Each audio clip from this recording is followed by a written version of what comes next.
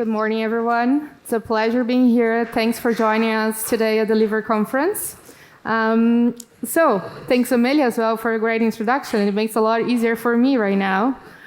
I always start with informing you that I'm not here to sell a product, even though I could. That as working with Jack Wolfskin, of course, we do great products, especially for the outdoor industry.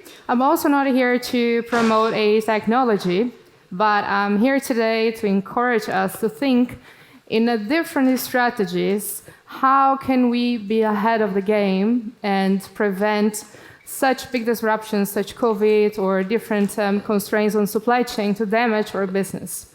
So we have multiple alternatives, multiple different strategies out there. And I want to encourage all of us to think, what is the best solution to drive the change, to move us out of the comfort zone and to really create an impact, mitigate risks, drive profitability, and be sustainable at the same time. So I'm Caroline. As Amelia kindly gave the introduction, I'm around 18 years within the field of supply chain, covering the different areas of sourcing, procurement, planning, operations in general. And to begin with, I will tell a little story, or I'll tell you how I end up here. So I'm from Brazil, from South America, from a very small town.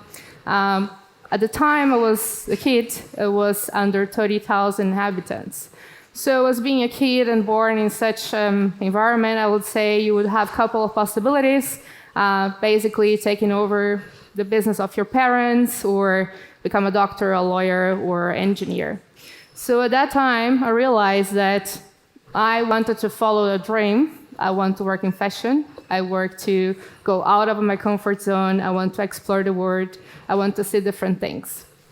So that obviously was not that easy because I would have to move away. I mean, if I would say I would like to work in fashion or soft goods or apparel, people would imagine the far as they could that could get seamstress.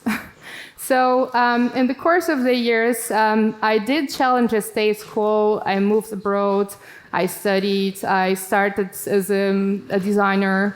I ended up engaging in sourcing, in procurement. At that time, like being a buyer or being a designer was basically a consolidation of all the different functions into that scope of work.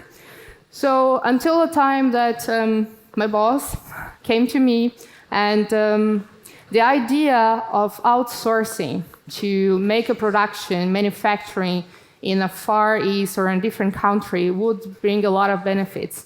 This I'm talking about like 10 years ago, 12 years ago. So basically he was looking for someone who would embrace the idea, embark on the journey. I boarded in the same months to a plane to Asia, to China. I spent 40 days basically figuring out how to set up a sourcing office or an outsourcing organization that would make a profit, that would be sustainable, that would create engagement, and that would be especially as fast moving as the industry was requiring for. So all those years in the industry has basically taught me a lot of things, but always in particular the scope that we should never accommodate ourselves and set up in a comfort zone. So basically, what that all combined creates the idea that leading a supply chain now as close to 15 years into different multi-channel environment, global landscapes between Americas, Europe, and Asia, it comes all to the same question that are we moving fast enough? And the question is not, can we be that fast? It's the question, how can we prevent to run into a situation of disruption? How can we create different scenarios? How can we monetize the solutions or to avoid the cost of the spending? We have multiple different strategies out there, but the question is really, what is the cost of the things we are not doing? Because often we are creating different strategies and making different plans and investing on different solutions, but very often we would forget to ask, what is the cost of the things or the process that we are not tackling today? We are waiting for the crisis to come and to mitigate and to initiate basically the chaos. So that's just an idea, introduction. I will be sharing some insights with you today, how all those circumstances and scenario leads to a different strategies. And as I mentioned, that will help us to think through different solutions and encourage all of us to interact on those next steps. So I bring to you different circumstances, what we do see in the industry out there. And this I'm talking specifically about apparel, soft goods, textile, fashion, and that covers all the different channels that we can imagine for. I'm talking about wholesale, I'm talking about retail, I'm talking about e-com. Doesn't really matter what kind of the business we have. If you're not considering the planning, or if basically we are not managing the cows or interacting with the planning, we are ending up in the different circumstances as we would see out there. And this is like a global, a general, as I mentioned, doesn't really matter which kind of business model we are talking about. So I have all the different aspects of my business. I have sales, I have marketing, I have the different channels of sales, such as e-com, wholesale, B2B. I have my demand planning, I have my finance, I have production. Of course, if I'm a company that promotes a product, or if I'm a product company, I do need to have the whole supply chain for manufacturing. And depends on the product I'm providing, there will be a different landscapes of timeline. It can be a fast-moving environment, it can be a very long lead time. However, let's say if my sales or all these different divisions, they are working independently. If they all have a target, if they all see, okay, I want to reach this target by the end of the month and I'm going to be performance-driven, accomplishing all my objectives. But if they work alone, then we have a very difficult scenario to manage, and I bet all of you have experienced a little bit or a little tiny bit of it. So let's say if my sales department, they think, oh, because my supply chain is so disruptive, I'm going to place a very high demand and I want that all at the beginning of my season or my year or my life cycle because I want to be sure that I can deliver that to my customer.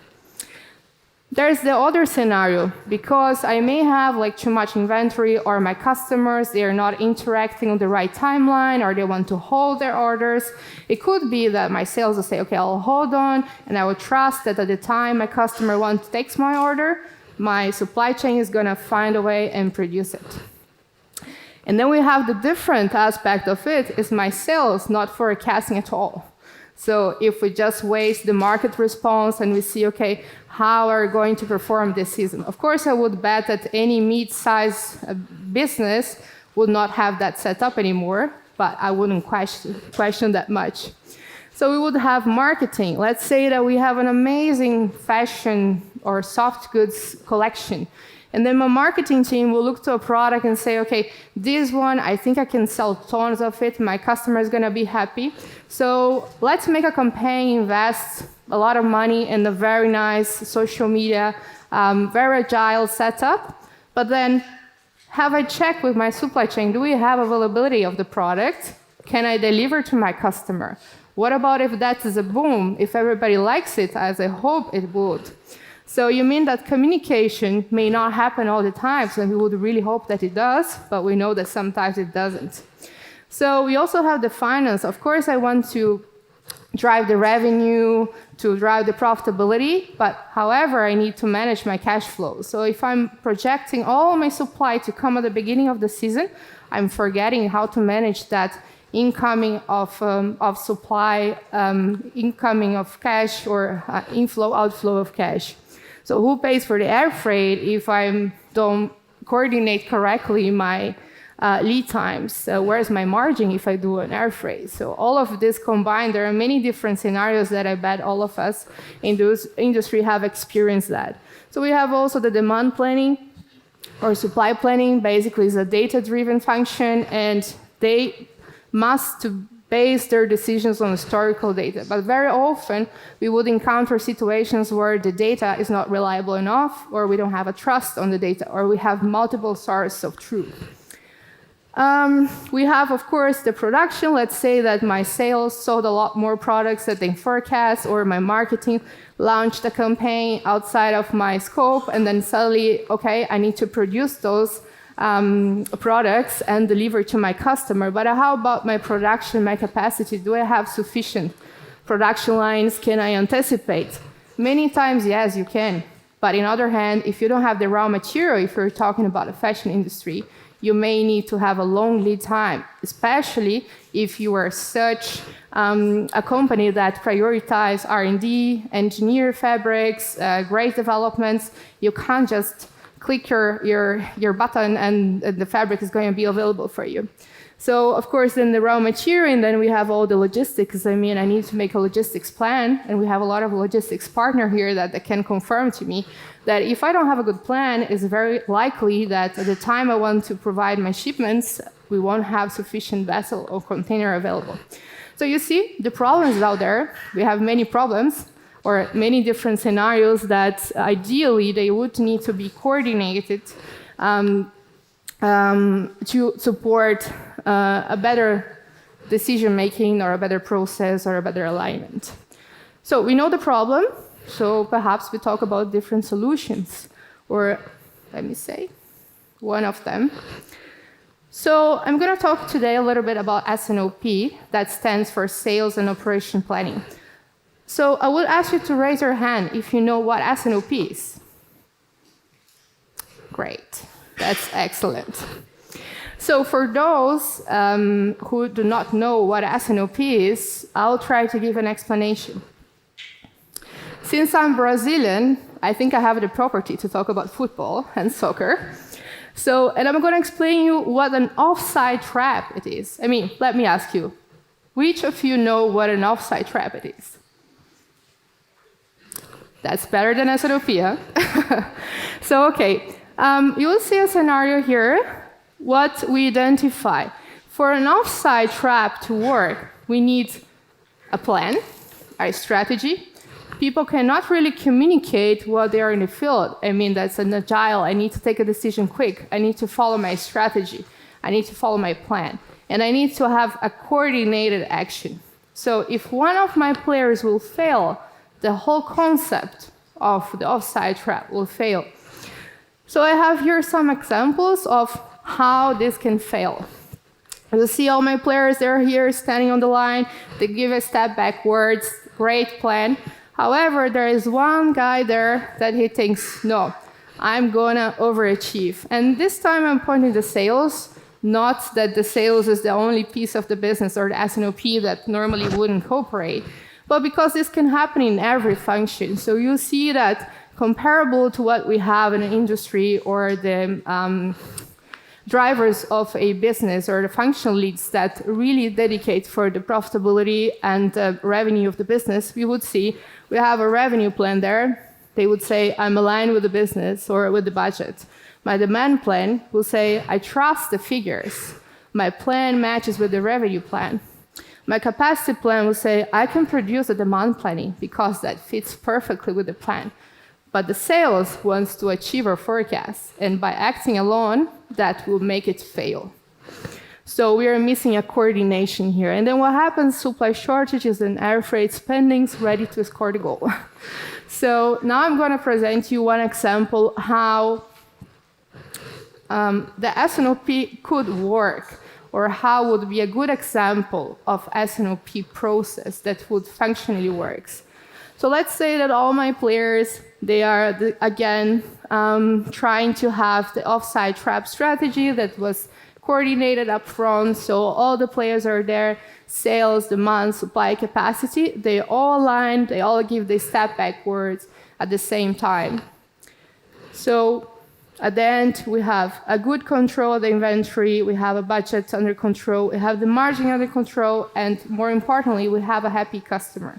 So all I want to say with these two examples, that sales and operations planning, or S&OP, it's a process. So it is not a system, it is not a technology, but it's a process, an integrated process on cross-functional level that coordinates or synchronizes decision-making, defines one source of truth, and by using this process on a regular cadence on a monthly basis, we would take the necessary decisions to mitigate the risks, to drive the revenue, to stabilize the business, and to be prepared for whatever circumstances that we may encounter, risking the success of our business. So I will show you one example how this works. And as I mentioned at the beginning, I do work for Wolfskin. Wolfskin is an apparel, soft goods, sport industries. So we work on seasonality. And by the time I joined the company, which was around about 2 years ago, we were in the journey of transformation. So the main objective was to bring the supply chain into a scenario that we can control. And you may know how difficult it is to control a supply chain or to predict what kinds of disruption we may encounter on the next steps. So one of the strategies that we utilize, and that's not so common within this the industry of fashion or textile or sport or soft goods, because originally the S&OP was defined on the 50s. There's an evolution into the 80s, but it was mainly focused on the manufacturing or hard goods. So when we think about the scenario of soft goods, it's much agile process. The S&OP works in a long-range plan, 18 to 24 months. I'm able to build my whole strategy, my long-range plan. I have my forecast, I have my revenue, I have my budget. And on this long-range plan, I can define how my business is going to look like and the growth percentage in this scope of time.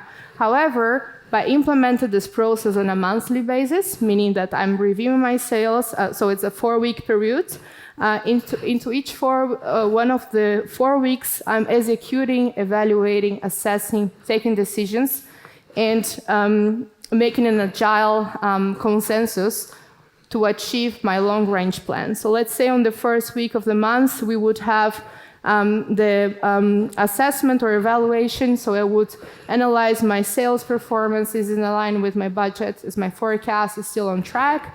On my second week, I would reconciliate my demand planning.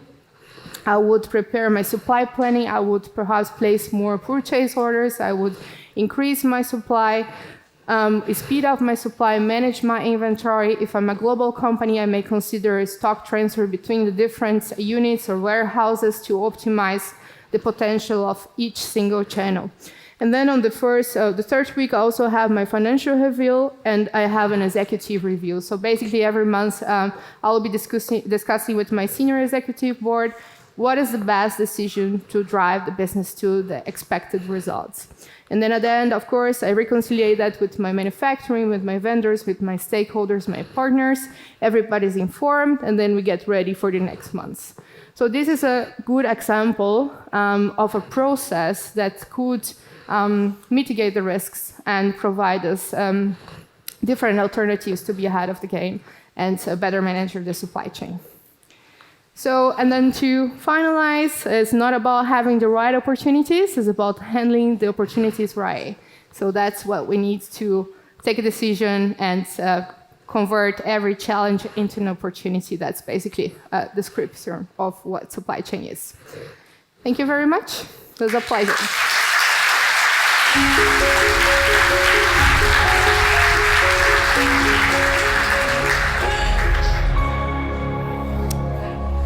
Well done. That was a fascinating speech. Thank you so much for sharing your insights with everyone today. So I will open it up if anybody has any questions. I'm happy to start. For a company who maybe hasn't implemented S&OP before and is starting from zero, what is your advice? How do they get started with this process and setting it up?